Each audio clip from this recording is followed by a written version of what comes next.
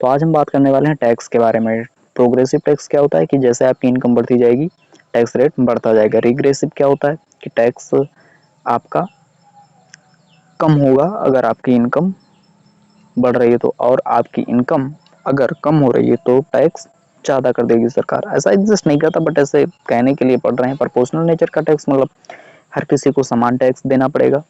हम इम्पोर्टेंट है हमारे लिए direct tax and indirect tax. Direct tax मतलब जिसे जनता डायरेक्ट पे कर रही है, और इनडायरेक्ट का मतलब जैसे जिसको डायरेक्ट जनता पे नहीं कर रही है, जैसे कि हमारा जीएसटी हो गया, एक्साइज ड्यूटी हो गया, ये सारे टैक्स। गिफ्ट टैक्स, गिफ्ट पर जो डायरेक्ट टैक्स सरकार लेती है that is called the gift tax. And GST में हमारे गुड्स एंड सर्विसेज टैक्स का फुल फॉर्म हो गया। 5 स्लैब इसके अंडर में आते हैं, 0, 5, 12, 18 और 28। जीएसटी सबसे पहले फ्रांस में लागू किया गया था, हमने कनाडा से इसको अपनाया है। आर्टिकल नंबर यहाँ पर गलत लिखा हुआ है, 379 के जगह पर होगा 279। जीएसटी काउंसिल के बारे में 279 में दिया गया है एंड 269 के फर्स्ट में दिया गया है जीएसटी के बारे में। तो अब हम जीएसटी नंबर 15 डिजिट का होता है, डायरेक्ट पूछता है, आपको याद रखना है। जीएसटी काउंसिल में टोटल 33 मेंबर होते हैं, और जो हमारे वित्त मंत्री होते हैं, फाइनेंस मिनिस्टर, ये प्रेसिडेंट होते हैं इसके। और जीएसटी एक अभी हमने बताया ही इनडायरेक्ट टैक्स है, और इसका रिप्लेस वर्जन जो वैल्यू एडेड टैक्स, जैसा कि अभी हमने पीछे बताया। अभी हम आगे अभी हम बात करेंगे नेशनल इनकम को कैलकुलेट कैसे किया जाता है, तो वहाँ पर आएगा वैल्यू एड टैक्स। और फिर इसके स्लैब 5 एग्जिस्ट करते हैं, 0, 5, 12%, 18% और 28%। हमने इसको लागू किया था 1 जुलाई 2017 को। और किस कॉन्स्टिट्यूशनल अमेंडमेंट से, तो 101 नंबर का। विधेयक हमारा 122वां था। कभी कभी ये भी पूछ लेता है, अब देखो विधेयक हमेशा ज्यादा ही होगा कॉन्स्टिट्यूशनल अमेंडमेंट नंबर से, विधेयक आपका ज्यादा ही होगा, क्योंकि जरूरी नहीं कि सारे के सारे विधेयक पास हो करके कानून ही बन गए हों। समिति की बात करें तो केलकर समिति नाम याद रखना है, जीएसटी से एसोसिएटेड है ये, और फर्स्ट स्टेट असम में इसको लागू किया गया था। यही इम्पोर्टेंट है बस। और नेक्स्ट अगर हम बात करें तो इनकम टैक्स क्या होता है, ये इम्पोर्टेंट नहीं है, आपकी परीक्षा के लिए सब नहीं पूछता है, बट फिर भी वैसे हमको जानकारी के लिए जानना आवश्यक है। 2.5 लाख से अगर आपकी इनकम कम है तो सरकार आपसे कोई भी टैक्स नहीं लेगी, बट अगर बढ़ती जाएगी तो आप देख सकते हो, ये डेटा यहाँ पर उपलब्ध है, इसके अनुसार आपको टैक्स देना पड़ेगा। सेस क्या होता है, फॉर अ डेफिनेट पर्पस। जब सरकार सारे के सारे नेशनल से, सारे के सारे देशवासियों से टैक्स टैक्स लेती है तो उसको बोला जाता है सेस, उपकर हिंदी में बोलते हैं। और सरचार्ज क्या होता है, टैक्स पर भी टैक्स। बस इसके लिए आपको इतना ही याद रखना है। ये पिगोवियन टैक्स क्या होता है, मान लिया आप कोई फैक्ट्री चला रहे हो तो उससे जो डैमेज हुआ जो चीजें, उसकी भरपाई करने के लिए जो सरकार आपसे टैक्स लेगी उसको हम बोलेंगे पिगोवियन टैक्स। लेफर कर्व क्या कहता है कि टैक्स कलेक्शन और टैक्स रेट के बीच में ये आपको संबंध बताता है। कौन, लेफर कर्व।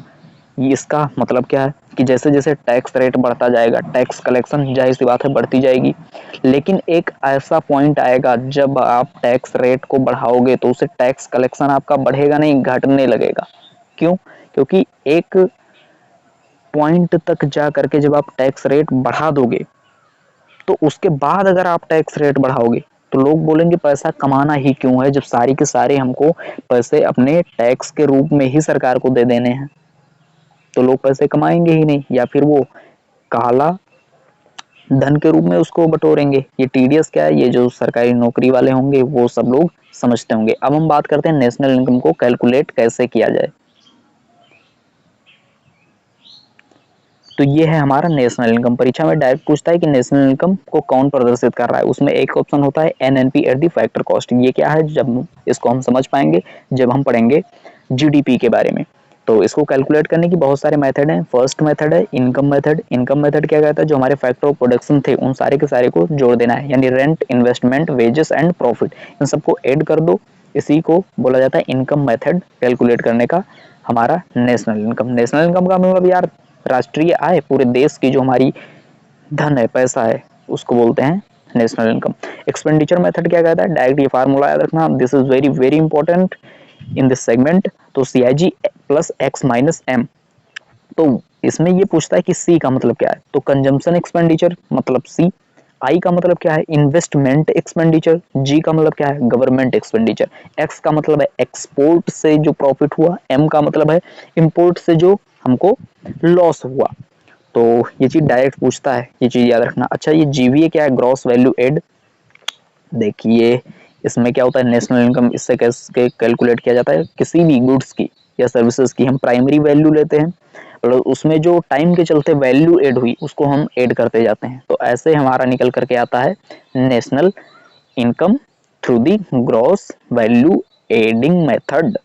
तो अब हम इसके बाद में बात करने वाले हैं डिफरेंट टाइप के मनी के बारे में। तो डिफरेंट टाइप के मनी के बारे में हम बात करें तो एक होता है आपका फिएट मनी। तो फिएट मनी क्या होता है, ये लीगल टेंडर होता है, यानी कि इसको कोई भी लेने से मना नहीं कर सकता। उस पर आरबीआई के गवर्नर का साइन होगा कि मैं धारक को इतने रुपए अदा करने का वचन देता हूँ, उसको कोई भी लेने से मना नहीं कर सकता। तो that is called the fiat money. Plastic money क्या होता है, जो आपके डेबिट कार्ड और क्रेडिट कार्ड हैं इनको हम प्लास्टिक मनी के नाम से भी जानते हैं। हॉट मनी क्या होता है, जिससे बहुत अधिक आप पैसे कमा सको, जिससे ट्रांजैक्शन हो, उसको बोला जाता है हॉट मनी। ठीक, फिर इसके बाद में हम समझने वाले हैं डिफरेंट टाइप्स के जो हमारे मार्केट होते हैं। सो मार्केट पर चलते हैं।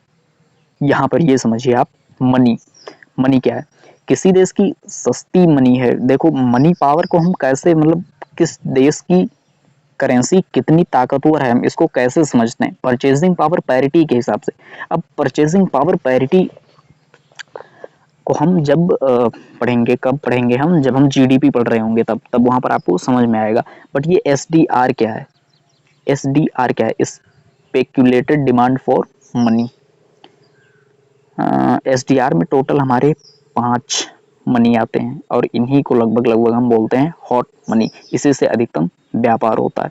तो इसमें US dollar, yen, yuan, euro and आपका पाउंड आता है। तो ये आपको याद रखना, ये डायरेक्ट ऑप्शन में दे करके पूछेगा। ठीक, और ये स्पेक्यूलेटेड डिमांड फॉर मनी क्या है यार, पैसा रखने की प्रवृत्ति। जब बैंक रेट, बैंक का जो रेट है, ठीक, वो इंटरेस्ट रेट जो बैंक का है वो लो होगा, तो लोग अपना पैसा क्यों बैंक में रखना चाहेंगे, जाहिर सी बात है नहीं रखना चाहेंगे। तो इस टाइम पर speculated demand for money high होगी। जब इंटरेस्ट रेट हाई होगा तो स्पेक्यूलेटेड डिमांड फॉर मनी लो हो जाएगी। बस सिंपल सी इतना ही बात है। और बस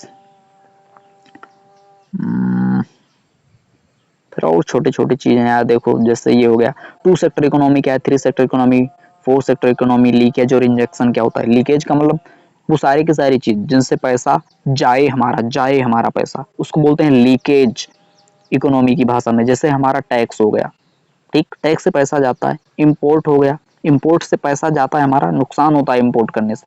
सेविंग करने से लोगों को लगता है हमारा पैसा बढ़ता है, सेविंग करने से, अभी आप पढ़ोगे एरविन फिशर का मनी इल्यूजन कॉन्सेप्ट। और इंजेक्शन क्या होता है, जिससे पैसा आए, जैसे अगर आप एक्सपोर्ट कर रहे हो तो पैसा आ रहा है, गवर्नमेंट एक्सपेंडिचर कर रही है, इन्वेस्टमेंट कर रही है, उससे पैसा आ रहा है। तो this is called the injection. 2 sector economy क्या है, हाउस होल्ड से फर्म, यहाँ पर हमने लिख रखा है। इसका मतलब क्या है कि जो मनी है ना वो केवल हाउस होल्ड के हाथ में और फर्म वाले के हाथ में, इन्हीं दो के बीच में केवल सर्कुलेट हो रही है। This is called the 2 sector economy. और जब इस 2 सेक्टर इकोनॉमी में गवर्नमेंट की इन्वॉल्वमेंट हो जाए तो हम इसको बोलते हैं 3 सेक्टर ऑफ इकोनॉमी। और 4 सेक्टर ऑफ इकोनॉमी क्या होता है, जब फॉरेन इन्वेस्टमेंट भी इस 3 सेक्टर इकोनॉमी में प्रवेश कर जाए तब हम इसको बोलते हैं 4 सेक्टर ऑफ इकोनॉमी। और ये फ्लो कॉन्सेप्ट और स्टॉक का कॉन्सेप्ट क्या है, तो देखो फ्लो और स्टॉक कॉन्सेप्ट क्या होता है। फ्लो क्या होता है, ये फ्लो कॉन्सेप्ट को हम मेजर करते हैं over a period of time. ठीक, फ्लो को over a period of time and stock को हम over a point of time पर मेजर करते हैं। बस केवल इतना, ये कीवर्ड आप याद रखना, यही एग्जाम्स में पूछेगा।